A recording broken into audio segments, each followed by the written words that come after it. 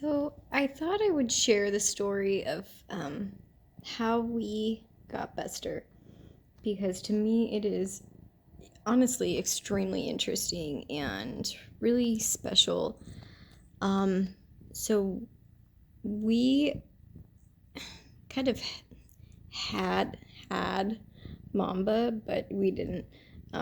We thought, for one, Mamba was a girl, so his name was Mama Kitty. We had to change that because we caught him as a feral cat. But one night on our security cameras, we saw two, what we thought were coyotes or something, were actually like loose German shepherds chasing Mamba down the street, and he wasn't there in the morning. And so I went calling him, and I walked about 4 houses down, and out popped Buster.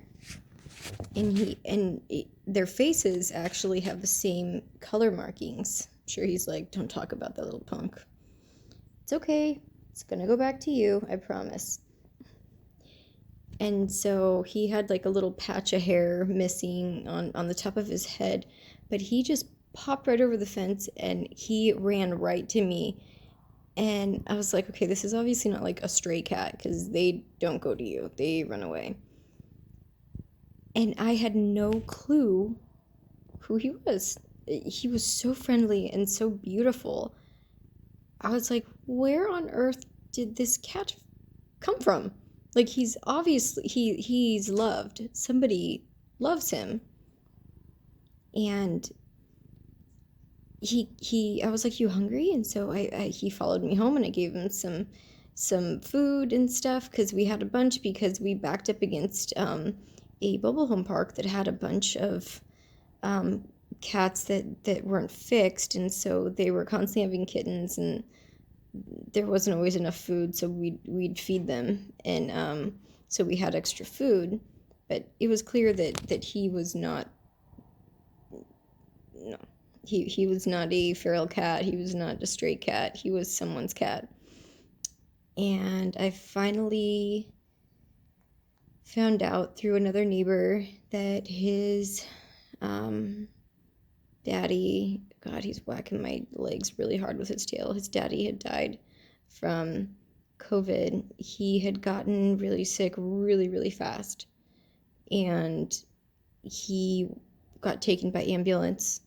And Buster and a big dog, his like dog sibling, he was like a golden retriever lab mix, were just left in the house because the ambulance took their dad, and he passed away. And the family came to clean out the house, and they found a home for the dog. Oh God, Buster's like, I don't like this story. And they just let Buster out. They just, I don't know if they just figured like cats could just figure it out. Like they're smart, but he was a member of the family, you know? He mattered. He matters.